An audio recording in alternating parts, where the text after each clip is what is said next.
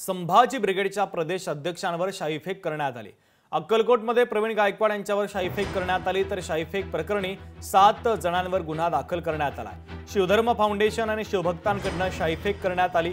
संबंधित घटनेचा व्हिडिओ देखील समोर आलेला होता आणि त्यानंतर आता या प्रकरणी 7 जणांच्या विरोधात गुन्हा दाखल करण्यात आलेला आहे।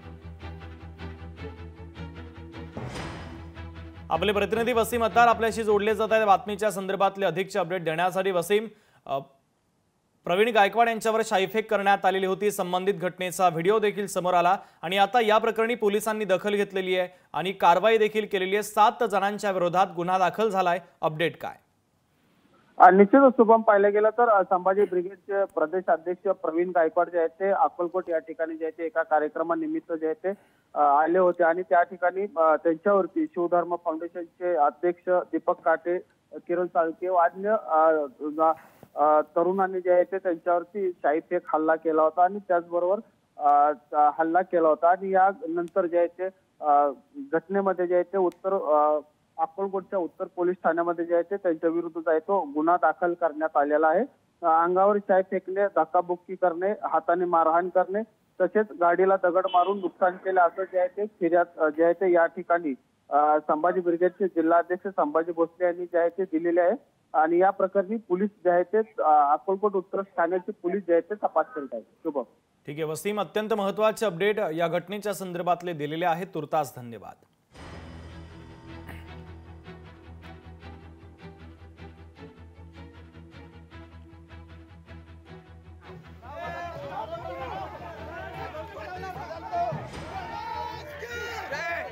माझ्या हत्येचाच कट केला गेला होता, माझ्यावर तशा प्रकारचा हल्ला झालेला आहे। माझे कार्यकर्ते संभाजी ब्रिगेडचे संभाजी भोसले असतील आणि त्यांचे सगळे सहकारी यांच्यामुळे मी आज जिवंत आहे, अन्यथा माझ्यावर जीवितावर हल्ला झाला होता आणि याला पूर्णपणे सरकार जबाबदार आहे। आज अक्कलकोट येथे संभाजी ब्रिगेडचे प्रदेशाध्यक्ष प्रवीणदादा गायकवाड यांच्यावर जो भ्याड हल्ला केलाय त्या हल्लेखोरांची पार्श्वभूमी मुळात गुंड पार्श्वभूमी असल्याचे समोर येत आहे। अशा प्रकारे एखाद्या व्यक्तीवर हल्ला करणे, शाई फेकणे, गाडीतून ओढणे हे प्रकार निंदनीय आहेत। कायदा सुव्यवस्था हाती घेणाऱ्या लोकांवर आणि त्यांना पाठीशी घालणारे तिथले जे कोणी पोलीस अधिकारी असतील तर त्यांच्यावर सुद्धा कठोर कारवाई केली जाईल, त्यांच्यावर तात्काळ कारवाई झाली पाहिजे। मी महाराष्ट्र सरकारकडे तशी विनंती पण करणार आहे। या भ्याड हल्ल्याचा मी निषेध व्यक्त करतो। संभाजी ब्रिगेडचे प्रदेशाध्यक्ष माननीय प्रवीणदादा गायकवाड यांच्यावर आज सोलापूर जिल्ह्यामध्ये झालेला जो भ्याड हल्ला आहे याचा मी निषेध व्यक्त करतो, सरकारचा धिक्कार व्यक्त करतो। प्रवीणदादा गायकवाड हे नाव बहुजन विचारसरणीच्या लोकांचं एक आवडतं नाव आहे।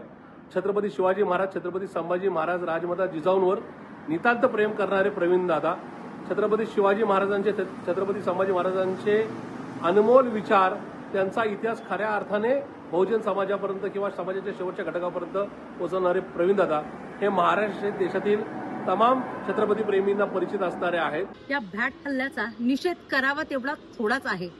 ज्या प्रवीणदादा गायकवाड यांचं प्रचंड योगदान मराठा समाजासाठी असताना ज्या प्रवीणदादा गायकवाडांनी मराठा क्रांती मोर्चाचा पाया रचलेले असलेले अशा प्रवीणदादा गायकवाडांवरती सोलापूरमध्ये दीपक काटे नावाच्या एका नालायक इस्माने, जो भारतीय जनता पार्टीच्या मोर्चाचा अध्यक्ष आहे, युवा मोर्चाचा अध्यक्ष आहे, त्याने भ्याड हल्ला केला। खरं तर या गोष्टीचा निषेध शब्दात सुद्धा करू शकत नाही, इतकी घाणेरडी आणि चुकीची घटना आज समाजामध्ये घडलेली आहे। मला वाटतं कायदा सुव्यवस्था आहे की नाही हाच प्रश्न आहे, म्हणजे प्रश्न किती वेळा उपस्थित करायचा। मग तो संतोष देशमुख प्रकरणी असो, बीडचं असो, सगळं काही असो, परभणीचं असो आणि आतापर्यंत प्रत्येक आठवड्यात आपण पाहतोय काही ना काहीतरी या राज्यात घडत चाललंय आणि गृह खातं हे काम करते की नाही करते हा एक प्रश्न आहे। लोकशाही मराठी ऐका, पहा, जागरूक रहा।